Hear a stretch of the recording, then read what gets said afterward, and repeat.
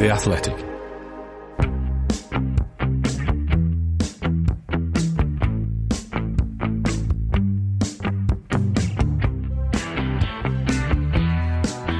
Hi folks, welcome to another Friday episode of the Athletic FPL podcast. I'm Mark McGettigan. You'll find me on Twitter at FPL General. I'm hitting the record button just as the last few press conferences are finishing up on Friday afternoon. The FPL deadline this week is 1:30pm UK time on Saturday, as there's no early kickoff this week.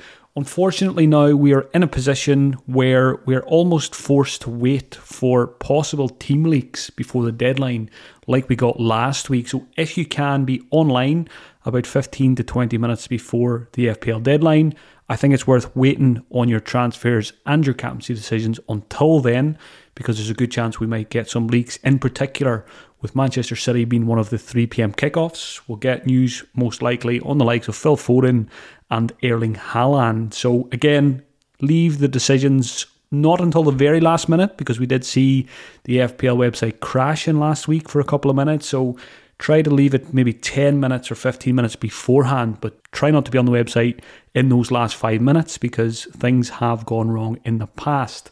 On today's episodes, I'll summarise the team news, answer 10 quickfire questions from Twitter, discuss captaincy, and take a look through my transfer plans for Gameweek 15. If you'd like to become an Athletic subscriber, visit theathletic.com/FPL pod to avail of the latest discount offer for new subscribers.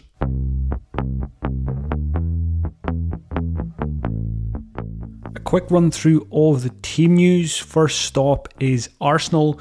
Kieran Tierney played down the knock he picked up against Zurich on Thursday night. He said, "I'm all good, just a swollen ankle, but it will be fine."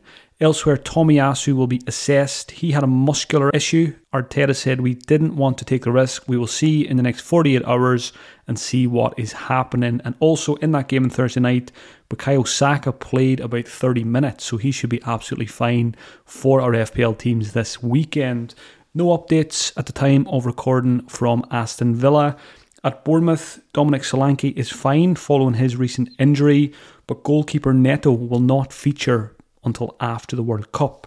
At Brentford, Ivan Toney is suspended, so that's an issue I need to deal with my free transfer this week. And Jensen is fine. He went off injured last week, but should be okay for the weekend. At Brighton, Danny Welbeck is good, and Joel Veltman can be ready to play tomorrow, were the comments from De Zerbi, so Veltman will be assessed today. De Zerbi also had a few things to say about Trossard. He said, "I believe in Leandro.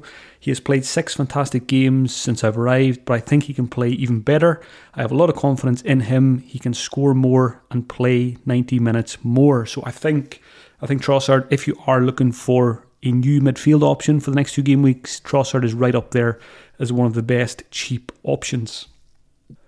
Next stop is Chelsea. Ben Chilwell got injured midweek. He's having a scan on his hamstring this afternoon, and there will be an update on that from the medical team tomorrow. So it looks like Chilwell will miss out on Game Week 15. Kovacic was rested as a precaution midweek. He should be okay for the weekend also. But goalkeeper Kepa is unlikely to feature before the World Cup also. So we're probably going to see Mendy for the next 2 game weeks. At Crystal Palace, Olsen Edwards and Doucouré will both be assessed in training tomorrow. Their game is not until Sunday.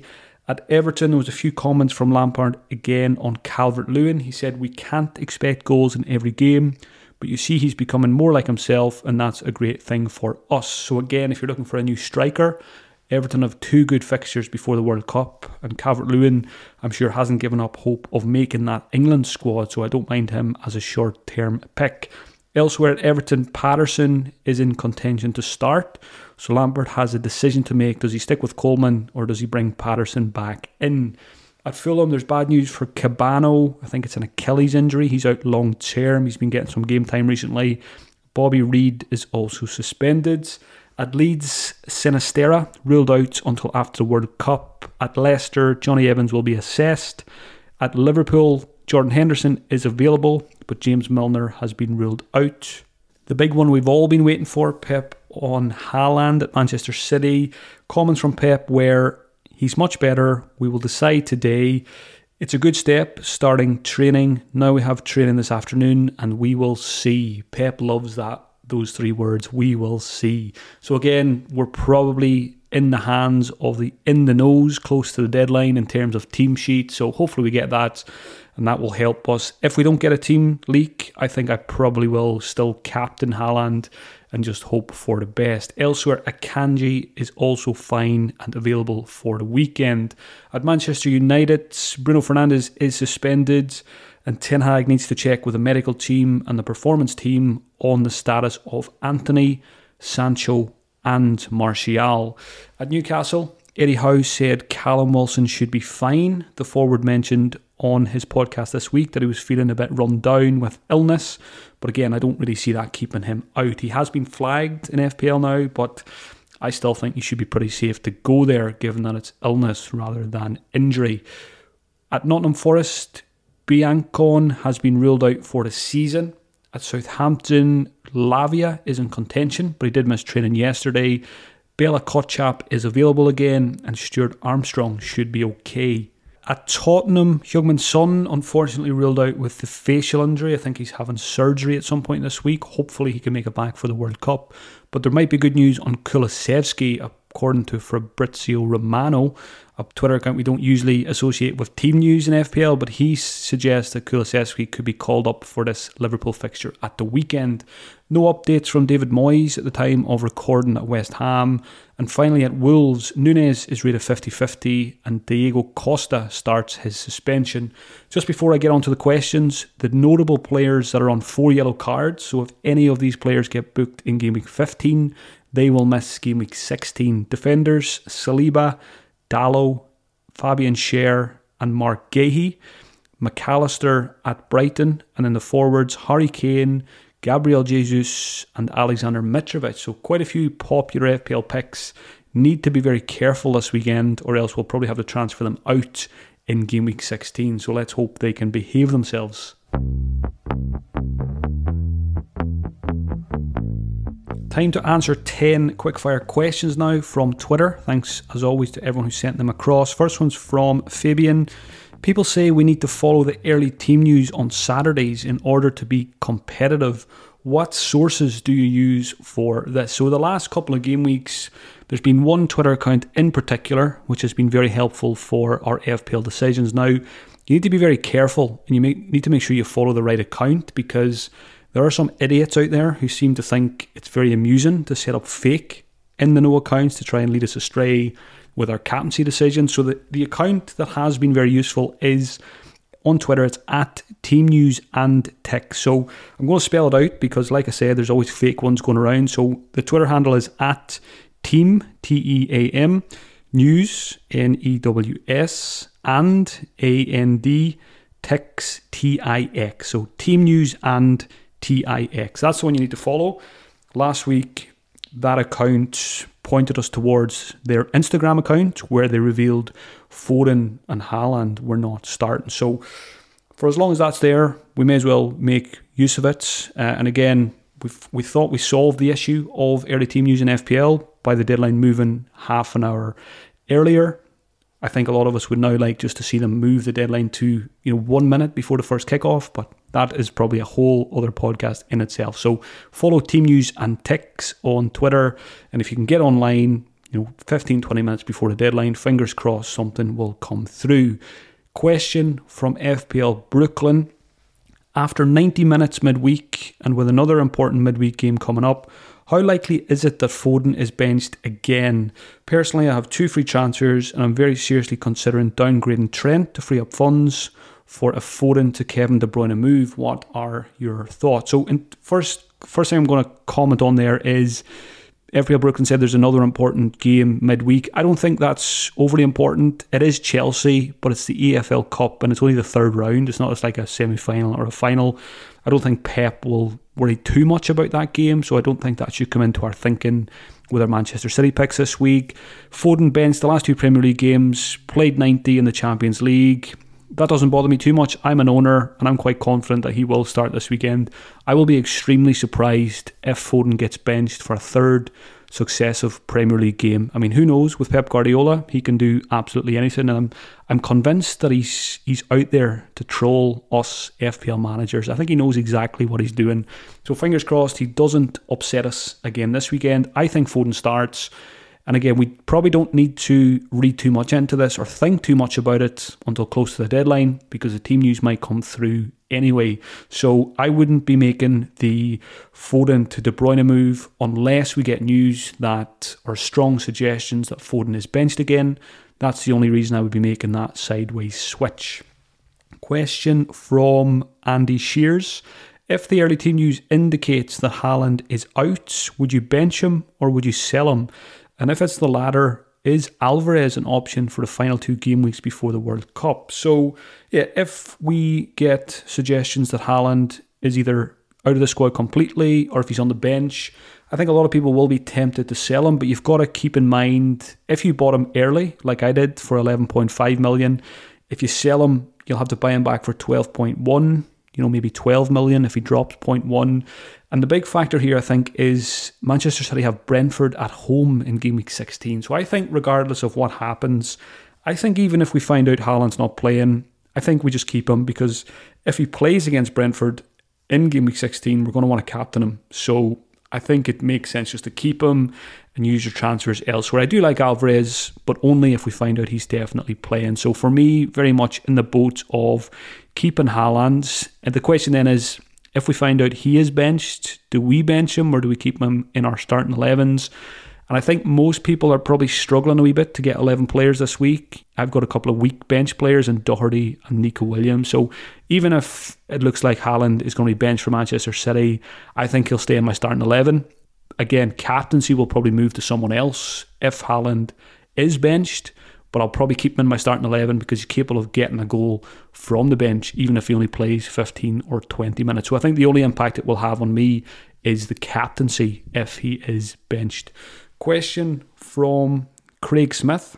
If you're on the Newcastle defensive triple up, is it worth taking a hit to get Almiron or Wilson in? So I am in this position. I've got Pope, Trippier and Botman, which is slightly frustrating because Almiron is the best value player in the game at the moment, and Wilson just smashed it in the last game week, and they've got Southampton next, which is a pretty favourable fixture. So I would love to be able to get from Tony to Wilson, or even upgrade Andreas to an Almiron or something like that, but I can't do it.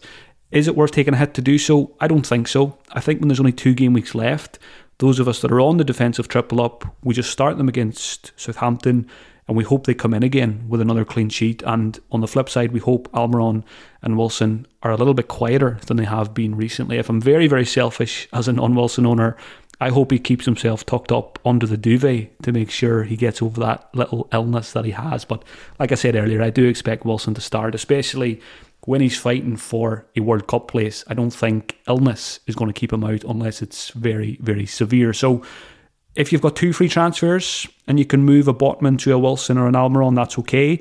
But I don't think we do it for a -4. Question from FPL Bafana. Is there a compelling reason not to sell Mohamed Salah? I've got him and I've got no intention of selling him. The fixtures are Tottenham and Southampton. So in particular, Game Week 16 at home to Southampton. I really like that one for Liverpool. So I'm just going to write it out with Salah. Yes, it's been probably the most disappointing spell ever in FPL with Salah, unless we go way back to his Chelsea days where he didn't get too many points. But most teams do have, fires to fight this week, or, weak links that are bigger problems than Salah. Again, if you have 2 free transfers, maybe it's easier. If you're doing a double move, you might want to free up cash for something else. But if you've got 1 free transfer, I don't really see any point in selling Salah when there's only 2 game weeks to go. Question from Steve F. Is it worth sticking with Mitrovic, particularly if it would mean a -4 to sell him, given I already need to use my free transfer on Tony to Wilson? And if so, who are the best below 7 million forward? So I had a quick look at my current watch list and there is no strikers under 7 million on it. So my answer here is keep Mitrovic. Yes, it's Man City and Manchester United next, but that doesn't bother me too much. Hopefully he doesn't get a yellow card against Manchester City. I definitely wouldn't sell Mitrovic for a -4. I think selling them is fine if it's a free transfer for someone with better fixtures. But again, good chance you've got a weaker link elsewhere in your squad. So keep Mitrovic and just write it out for the next 2 game weeks is what I'm going to be doing. If there was better options at cheaper prices, yes. But like I said, there's no one I'm keen on under 7 million in the forward bracket. Question from Adam GF. Adam's big plan was to get Kane for the last 2 game weeks. By doing so, it would be selling Tony and Salah and spreading the money around. But with Son out, with all the rest of the Spurs attackers, is it best to just keep Salah and get Jesus instead until the reset? Yeah, I think getting Jesus and keeping Salah is the best play there. I think having Salah and Jesus sounds pretty good to me. Kane would be nice to have, but he's also got that slight concern of 4 yellows, as does Jesus. So, I think there could be a couple of spanners thrown in Game Week 15. Surely 1 or 2 of these guys are going to end up getting booked, and that will influence our decisions in Game Week 16. But again, we'll just cross that bridge when it comes. The 4 yellow cards wouldn't put me off buying any of these players. You got to just risk it. You just got to risk it. They don't get booked in Game Week 15. Then they're fine for 16. Even if they got booked in 16, you've got the unlimited transfers in anyway for Game Week 17. So all the players I mentioned earlier, even the defenders like Dallo, if you really fancy him, just go for it and just say a few prayers that he doesn't get booked at the weekend. So yeah, I would just get Jesus instead of Kane, and I would keep Salah for the final 2 fixtures. Question from Matthias Amon. Would you rather replace a player in bad form but with decent fixtures, Wilfried Zaha, or a player in decent form but with bad fixtures, Mitrovic? So I think the deciding factor for me here is, I just looked at, very simply, I looked at the goal tallies for both teams. Fulham have scored 22 goals this season and Crystal Palace have scored 13. So, almost double, not quite almost double, but, quite a significant difference there. So I would just keep the player who plays up front more so in Mitrovic. Yes, the fixtures are not great, but Zaha and Crystal Palace, they just don't really do it for me this season. They flatter to deceive. They kind of dangle a carrot in front of you and then they disappoint, like Zaha did when I owned him. Could well do well in the final 2 game weeks, but I've got more faith in the Fulham attack, and I've got more faith in Mitrovic than I do Wilfried Zaha as well. So I would probably sell Zaha before Mitrovic, but that is a pretty close call because Zaha does have the better fixtures. Question from BGFC. Is Jared Bowen being overlooked for the final 2 fixtures before the World Cup? He probably is, but I think the reason he's been overlooked is because there's quite a lot of very good, cheap midfield options for the final 2 game weeks, and a lot of them have good fixtures. So Bowen himself has Crystal Palace and Leicester at home. I think he's a really good pick for the final 2 game weeks. If I was selling a midfielder this week, Bowen would certainly be under consideration. But just some of the names he's competing with, Foden, for those who don't have him, or those who sold Foden, those who sold Foden last game week, might want to bring him back in if Foden's in the starting 11. You've also got Saka and Martinelli, really good options at Arsenal, and elsewhere Trossard, good fixtures, good form.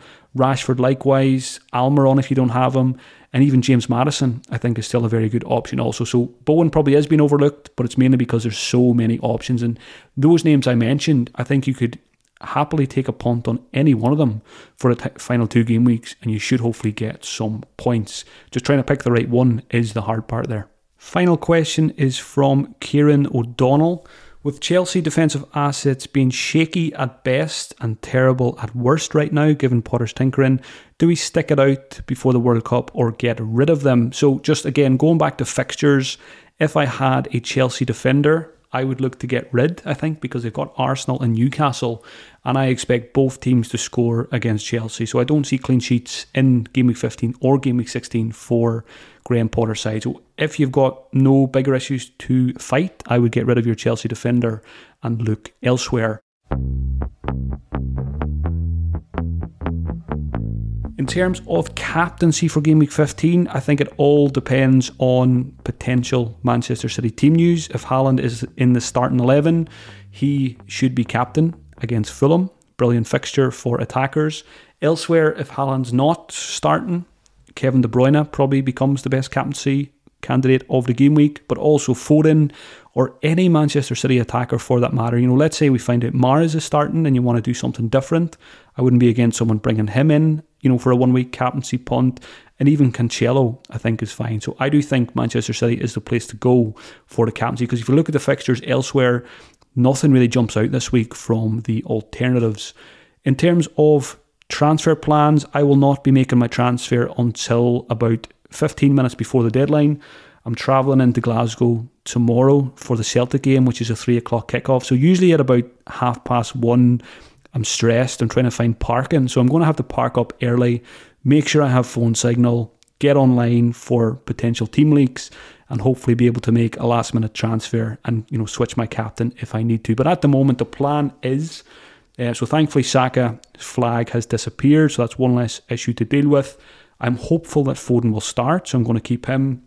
I've got one free transfer, so I think I'm going to sell Tony, who is suspended, and bring in Gabriel Jesus. But I think everyone should have a plan tomorrow or today, if you're listening on Saturday. Have a plan A, have a plan B, and have a plan C. You don't want to be trying to come up with those plans in the last 15 minutes before a deadline. So have a couple of scenarios. If Haaland's benched, what are you going to do? If Foden's benched, what are you going to do? All this kind of stuff. Be ready just in case we get that team news. If Foden is benched, that might change my plans, because I do like a lot of the midfield options. So maybe, let's say Foden does get benched, I might just bench Tony, avoid Jesus, and maybe get a Trossard or a Rashford instead. But the move I want to make, all going to plan, is Gabriel Jesus in for Ivan Toney. So that would leave the team looking like triple Newcastle defence, Pope, Botman, Trippier, alongside Cancelo, Salah, Foden, Martinelli and Saka as a midfield four, Haaland captain, Mitrovic and Jesus.